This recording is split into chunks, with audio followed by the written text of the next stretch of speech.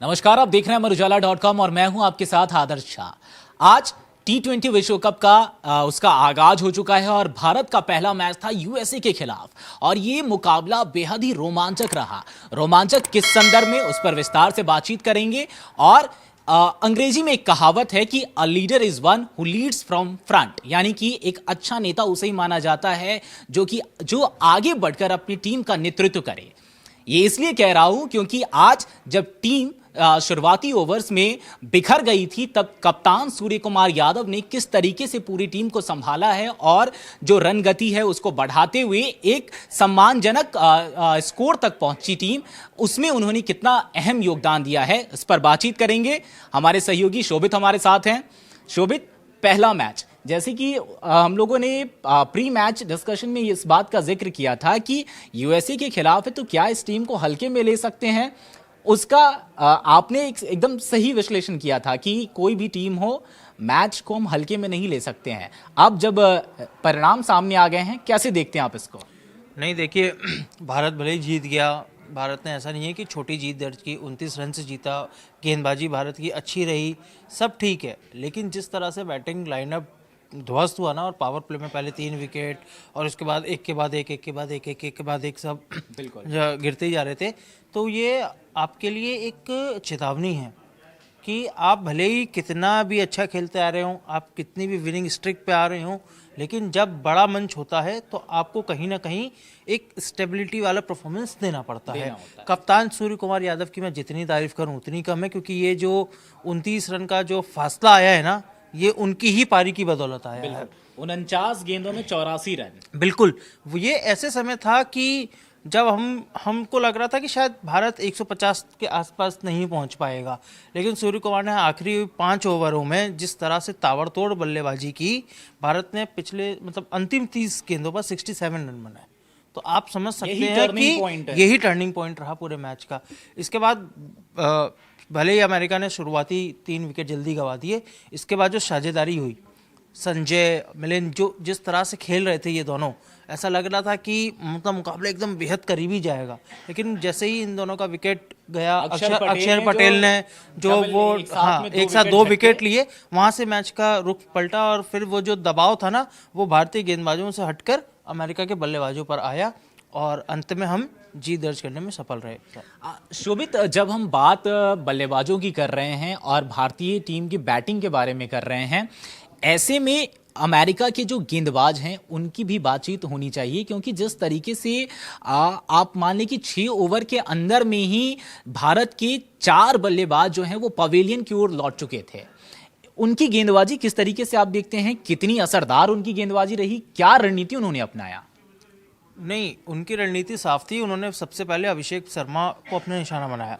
अभिषेक शर्मा अपने चिर परिचित अंदाज में उन्होंने शॉट खेला, लेकिन वो कैच आउट होके चले गए। भारत को वो बड़ा झटका लगा कि अभिषेक चले गए। इसके बाद ईशान किशन और तिलक वर्मा ने संभालने की कोशिश की, लेकिन तेजी से रन बनाने के चक्कर में वो भी अपना विकेट गंवा बैठे। इन दोनों के बाद सूर्य कुमार पर दबाव बढ़ा, उन्होंने कुछ समय लिया, क्रिच पर टिके, लेकिन दिक्कत ये हो रही थी आदर्श की जब जैसे ही वो टिक रहे थे और उनको लग रहा था कि नहीं अब हाथ खोलने की जरूरत है, दूसरे छोर पर विकेट गिर जा रहा था। मैं इसका जिक्र कर रहा था कि जब 45 रन पे ईशान किशन का जो है वो विकेट गिरा, उसके बाद 46 पर ही तीसरा विकेट तिलक वर्मा का गिर गया, फिर 46 रन पे ही शिवम दुबे भी चलते बने। शिवम दुबे का शॉट के बारे में मैं कहूंगा, शिवम दुबे ने बहुत खराब शॉट खेला, वो शॉट ही बहुत खराब था। ऐसा लग रहा था कि वो पूरी तरह से तैयार ही नहीं है।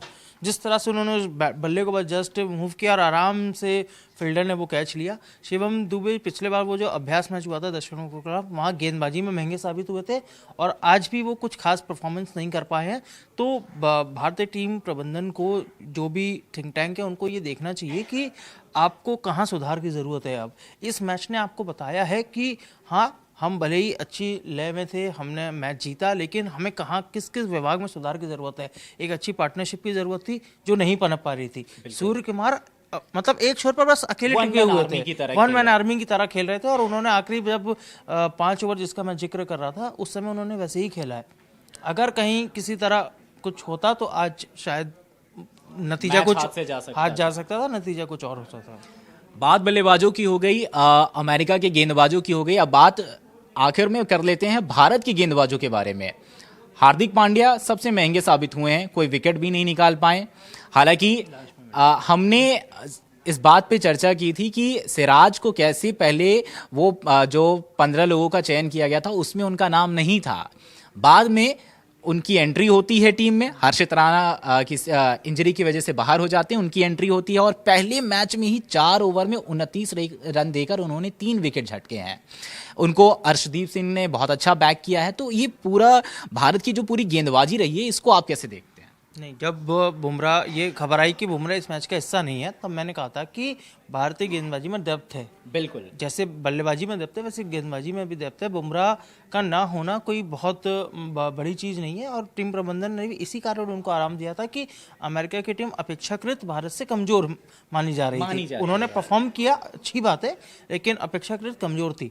तो सिराज के लिए ये एक अच्छा मौका था खुद को इस्टेब्लिश करने का। अब टीम प्रबंधन के सामने चुनौती है कि जब बुमराह वापस आएंगे तब बुमराह तो प्लेइंग 11 का हिस्सा होंगे ही, अगर वो फिट हैं तो, इसमें कोई दौर है नहीं है। उसके बाद टीम प्रबंधन को चुनना पड़ेगा कि वो अर्शदीप और सिराज में से किसी एक के साथ जाना चाहती है या 3 तेज गेंदबाजों के साथ जाना चाहती है, जो कि आज के हाईएस्ट विकेट टेकर बिल्कुल। लेकिन आने वाले दिनों में हमें ये मतलब पता चलेगा कि टीम प्रबंधन की रणनीति क्या होती है, क्योंकि आज सिराज सिर्फ इसलिए खेले थे क्योंकि बुमराह अनुपस्थित थे। अब जब बुमराह अगले मैच से या उसके बाद कभी भी आते हैं तो देखना दिलचस्प होगा कि मतलब गेंदबाजी का जो समीकरण है ना वो क्या बैठता है, कि एक स्पिनर को ड्रॉप करते हैं, सिर्फ अक्षर पटेल स्पिनर के तौर पर खेलते हैं, वरुण को ड्रॉप करके एक आप तेज गेंदबाज लेते हो, या सिराज को ड्रॉप करते हो या अर्शदीप को ड्रॉप करते हो।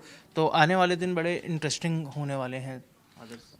कुल मिलाकर ये मैच बेहद ही रोमांचक रहा, क्योंकि यूएसए से जो अपेक्षा की जा रही थी वो उससे ऊपर बाहर आकर उससे ऊपर बढ़कर उन्होंने प्रदर्शन किया है। और जिस तरीके से उनके बल्लेबाज और या फिर गेंदबाज उन सब ने प्रदर्शन किया है, ये काबिले तारीफ है, क्योंकि तारीफ करना बनता भी है। लेकिन बात जब टीम इंडिया की आती है तो टीम इंडिया ने भी घुटने नहीं टेके। उन्होंने ये साबित कर दिया है कि क्यों वो 2024 के विश्व विजेता रहे थे, क्योंकि जब टीम पूरी तरह ये बिखर रही थी उसके बावजूद टीम में इतना पोटेंशियल है, वो टीम में इतनी स्ट्रेंथ है कि वो पूरे मैच को संभाल कर और आखिर में जीत हासिल करती है। इस पूरे मैच के बारे में आप क्या सोचते हैं? आपको वो कौन सा पल था जो सबसे खास लगा? हमें कमेंट सेक्शन में जरूर बताते जाएं और देखते रहें अमरउजाला.com। अगर आप ये वीडियो YouTube पर देख रहे हैं तो हमारे चैनल को सब्सक्राइब कर बेल आइकन दबाएं और Facebook पर देख रहे हैं तो हमारे पेज को लाइक करें।